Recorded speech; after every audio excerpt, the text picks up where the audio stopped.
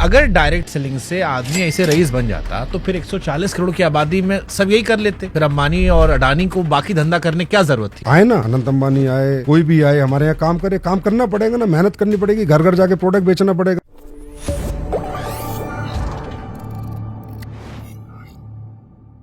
एक आम इंसान जो आपको देख रहा है, गरीब आदमी जो आपकी इंडस्ट्री से नहीं जुड़ा है, उससे मैं ईमानदारी से आपसे पूछना चाह रहा हूं कि ये जो आपकी इंडस्ट्री है इसमें कितनी % हवाबाजी है, कितनी % सच्चाई है?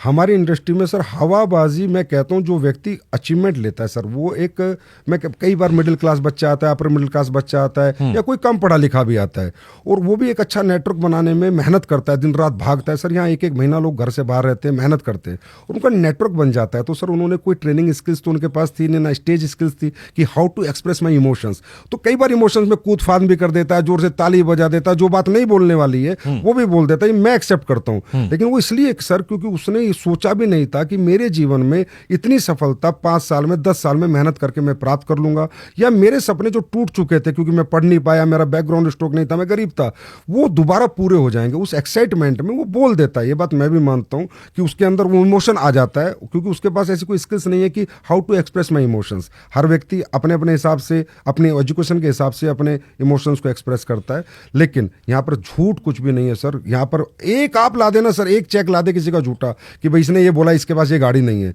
आप ही चलाइएगा चैनल में, मैं बोलता हूँ कि इसने ये बोला इसके पास नहीं है, जो वो बोल रहा है उसके पास है, लेकिन उसका बोलने का तरीका थोड़ा गलत है, थोड़ा हवाबाजी कर दी क्योंकि उसने सोचा नहीं था कि मैं ये बन गया। ये बात मैं मानता हूँ, इसके लिए हमने भी गाइडलाइंस बनाई है। अब हम हर कंपनी को ठीक है, हमारे भी बहुत सारे इन्फ्लुएंसर्स हैं जो किराया गाड़ी लेके हवाबाजी कर लेते हैं माहौल दिखाने के लिए, ऐसे लोग हमने देखे हैं, जाने हैं। लेकिन मेरा कंसर्न आम लोगों को लेकर, और इसलिए मैं आम लोगों के सवाल पूछ रहा हूँ। डायरेक्ट सेलिंग में नए लोगों को भर्ती करने पर इतना जोर क्यों होता है? आप कह रहे हो पिरामिड मॉडल नहीं है, फिर भी नए लोग भर्ती होती है, और नए लोगों में सक्सेस रेट कितना है आपका? सर हमारे यहाँ पर देखिए, कोई भी कंपनी अगर बड़ी बनी, या दुनिया में मान ले अंबानी आज बहुत बड़ा एम्पायर चला रहा है, तो वो भी तो 1 लाख 2 लाख लोगों को एम्प्लॉयमेंट दे रखा है। क्योंकि सर सक्सेस क्या है, जितने वर्किंग हैंड ज़्यादा होंगे आपका काम करेंगे, और जितना टाइम मल्टीप्लाई होगा आपके बिजनेस में, लोग अपना अपना समय देंगे, जितना टैलेंट मल्टीप्लाई होगा, डेट इज कॉल्ड सक्सेस। तो टैलेंट मल्टीप्लाई करने के लिए, समय मल्टीप्लाई करने के लिए, और वर्किंग हैंड्स मल्टीप्लाई करने के लिए हमारी इंडस्ट्री में लोग कोशिश करते हैं कि लोग हमारे उत्पाद खरीदें, उन्हें पसंद करें, और सर बेचे ना, शेयर करें। अगर उत्पाद अच्छा लगे तो उसको शेयर करें। हमारी इंडस्ट्री को सेलिंग स्किल्स नहीं, सेलिंग इंडस्ट्री नहीं कहा जाता, शेयरिंग इंडस्ट्री कहा जाता है।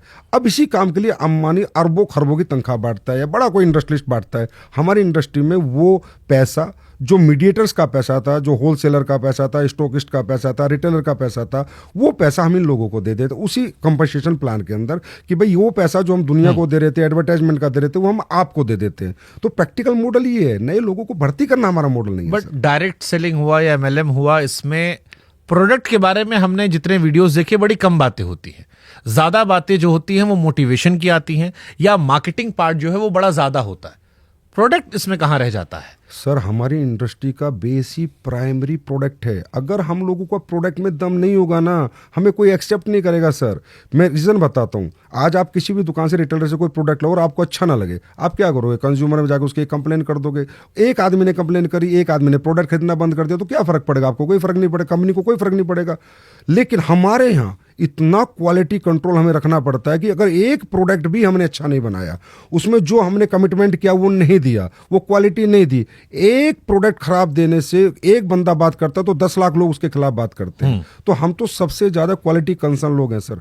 हमारे प्रोडक्ट आप भी यूज करके देखना। और मैं आपको एक बात और बताता हूँ, हमारे प्रोडक्ट ज़्यादातर पूरे अपर क्लास के लोग यूज़ करते हैं, हाई क्लास के लोग यूज़ करते हैं। ऐसी बहुत बड़ी बड़ी कंपनियां, जैसे एम्बे के प्रोडक्ट आप देखोगे तो हर बड़े घर में मिलेंगे, उनका न्यूट्रलाइट आपको हर घर में मिलेगा, हर्बल लाइफ के प्रोडक्ट आपको हर बड़े घर में मिलेंगे, हमारे आयुर्वेदिक प्रोडक्ट आपको हर घर में मिलेंगे। ये अच्छे प्रोडक्ट बनाती हैं ये कंपनियां, तभी चल पाएंगी सर। क्योंकि हमारा तो रिश्तेदार के पास जाना है, दोस्त के पास जाना है, उसको प्रोडक्ट देना है। अगर अच्छा प्रोडक्ट नहीं दिया तो कल डंडा लेके भागेगा, भाई मेरे को पागल बना दिया, तो हमारे साथ काम कौन करेगा सर? हम तो 100% लोग हमें छोड़ के चले जाएंगे। फिर लेकिन मैं पूछ रहा हूं कि ये आम लोगों के लिए टिकाऊ मॉडल है? 100% सर, टिकाऊ मॉडल है। आज इसके अंदर एजुकेटेड लोग आ रहे हैं सर, पढ़े लिखे बच्चे, बीटेक एमटेक करे हुए बच्चे जो 25-30 हजार वो तो इसलिए आ रहे हैं कि बीटेक एमटेक वाले सब बेरोजगार घूम रहे हैं इस देश में, उनको नौकरी नहीं मिलती कहीं तो ये अच्छी बात है ना सर, हम रोजगार दे रहे हैं। आप ये बात तो आज आप भी मान गए ना, वो बेरोजगार घूम रहे हैं और हम रोजगार दे रहे हैं। ये तो मैं कह रहा हूँ, ये इंडस्ट्री भारत के अंदर। आप इंस्टेंट ऑफर दिखा रहे हैं कि एक इंस्टेंट सपना कि आप आइए यहाँ हमारे साथ काम कीजिए, देखिए फलाना आदमी करोड़पति बन गया, तब आप भी बन जाएंगे। नहीं देखो सर, एक व्यक्ति से रिलेट करना पड़ता है। आज शाहरुख खान को देख के पूरी बहुत लोगों ने मेहनत करी, और शाहरुख खान तो नहीं बन पाए, पर उस कहीं ना कहीं आसपास पहुंचे, और सब नहीं बन पाए पर कुछ तो बने। दुनिया में आइडल तो सर किसी ना किसी को बनाना पड़ता है कि इस मॉडल में काम करके ये व्यक्ति बड़ा बना। तेंदुलकर को फॉलो करके दुनिया ने क्रिकेट खेला, लेकिन कुछ लोग वहां तक पहुंचे और उन्होंने अपनी स्टोरी में बताया है, सेल्फ स्टोरी में, कि भाई मैं तेंदुलकर को फॉलो करता था। हम भी वो मॉडल दिखाते हैं कि देखो ये आदमी बड़ा बना, ये भी आपके जैसे परिवार से था, ऐसी गरीब परिवार से था, पढ़ा लिखा भी नहीं था, लेकिन आज देखो ये इतने लाख रुपए महीना कमाता है, इसने ये गाड़ी मेंटेन कर रहा है। तो वो हम दिखाते हैं, उसी से तो आदमी रिलेट करता है यार, कि जब ये कर सकता है तो मैं भी कर सकता हूँ। पर हम झूठा सपना नहीं दिखाते, और सपनों के एवज में 1 रुपया किसी से नहीं लेते। तो जो आपका प्रोडक्ट होता है ये मार्केट के प्रोडक्ट से ज्यादा महंगा होता है?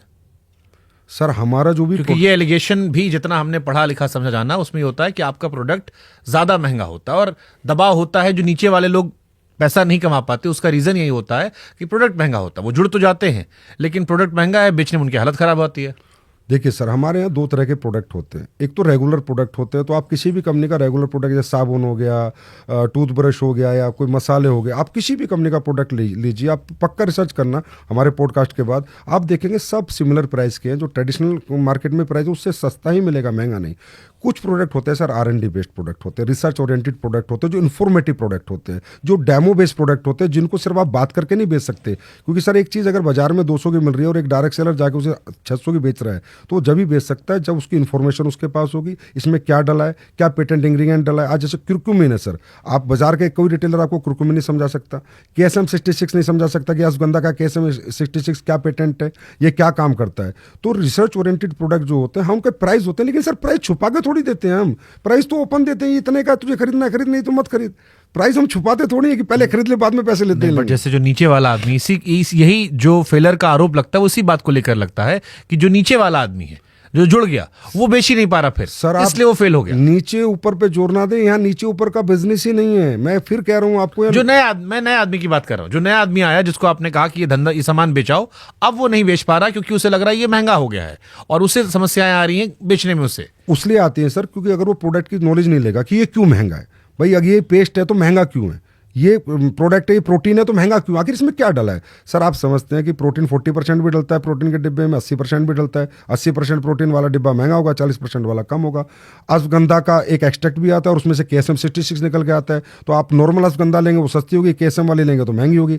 हल्दी आप नॉर्मल लेंगे तो सस्ती होगी, जिसमें कुरकुमिन का परसेंटेज 2% है, और एक हल्दी है जिसमें परसेंट 18% है, तो महंगी होगी।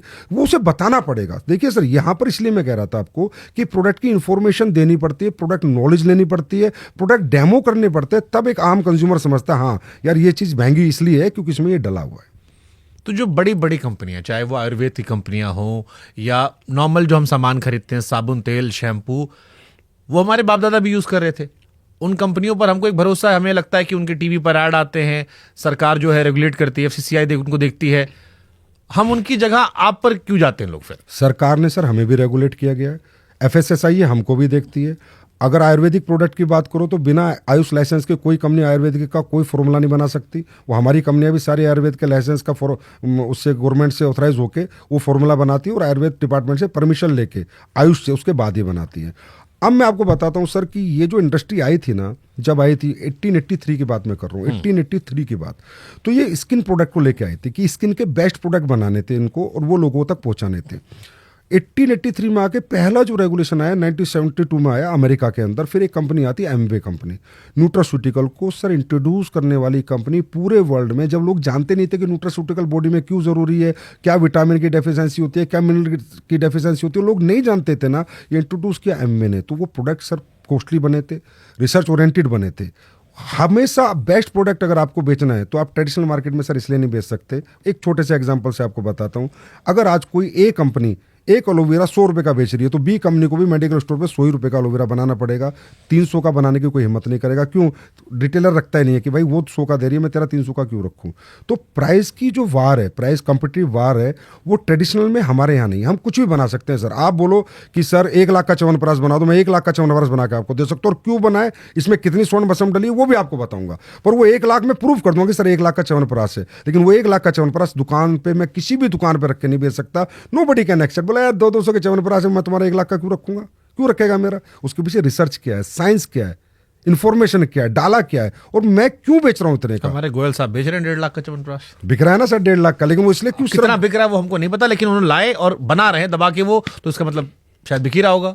अब बिक रहा होगा नहीं बिक रहा होगा वो तो गोयल साहब जाने, लेकिन 1.5 लाख का च्यवनप्राश तो बनाया ना। हाँ, खिलाया नहीं उन्होंने, हमें लेकिन दिखाया था। वो 1.5 लाख का लेकिन वो 1.5 लाख का च्यवनप्राश आपको किसी भी रिटेल स्टोर पे नहीं बिक सकता। क्यों बेचेगा नहीं, रिटेलर ही नहीं बेचेगा, क्योंकि रिटेलर के पास 50 कंपनियों के च्यवनप्राश है, वो सब 250-300 के रेंज में है। तो 1.5 लाख का वो रखेगा नहीं सर। सबसे पहली बात तो अगर उनको भी बेचना होगा तो अपने सेल प्लेटफॉर्म से बेचेंगे। यही है सर डायरेक्ट सेलिंग।